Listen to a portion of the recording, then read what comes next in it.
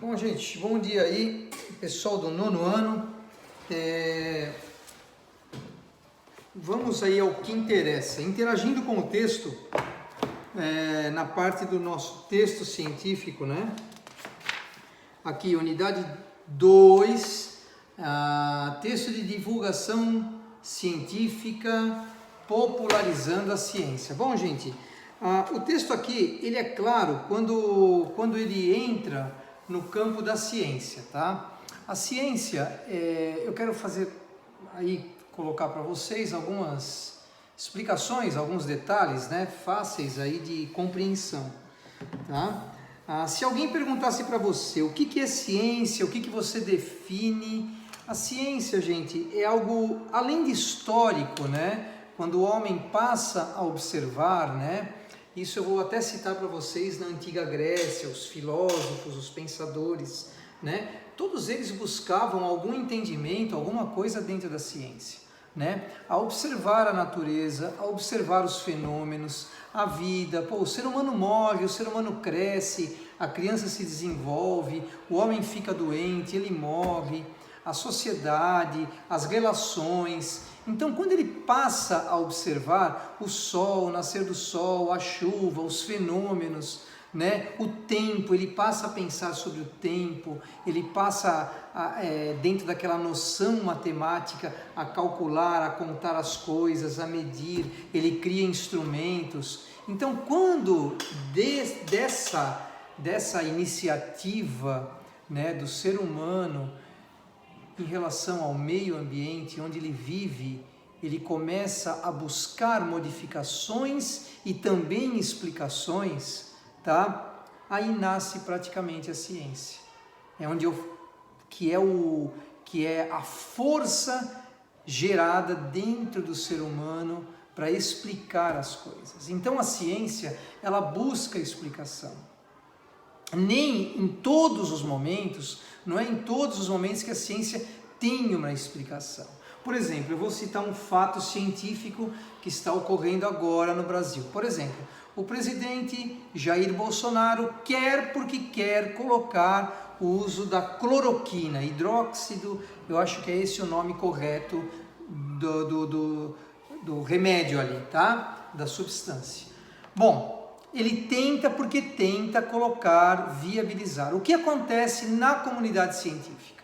Não temos um estudo ainda comprovando que o uso da cloroquina, né, nesse determinado momento, né, onde a Covid-19, o coronavírus está matando aos milhares no Brasil e de maneira crescente, causando a pandemia, uma calamidade pública, né? Nós não temos estudos científicos comprovando que o uso desse remédio é benéfico nesse tratamento, tá? Sabe-se ali alguma pesquisa, mas muito ainda sem comprovação. O que tem é o contrário, que a cloroquina nesse tratamento pode até matar, os efeitos colaterais são enormes. Então, nós temos um embate dentro da comunidade científica, tá? E a ciência sempre foi assim, ela sempre foi uma ciência de embate. Então, logicamente, os textos, né, tudo que é prescrito dentro dos textos científicos, né, da divulgação, da popularização, sempre é uma popularização de embate. Nunca, e isso é a causa do movimento da ciência. A ciência sempre em busca, resolvemos, solucionamos nesse momento, mas vem surgindo outros problemas. Vamos buscar mais soluções? Então a ciência, ela tem essa tendência, né? Então a ciência, por mais que tenha ou que parta de um sentido exato, de um sentido de conclusão, nunca é totalmente concluído, tá, gente? Então, tenham isso na cabeça. Quem são as pessoas que tentam a todo momento desvendar e descobrir mais e mais a respeito de tudo que nos cerca? O cientista, o pesquisador. É como eu estava falando, você se interessa sobre assuntos que dizem a respeito da ciência de forma geral? Sim, eu acho que todos nós temos interesse na ciência, né?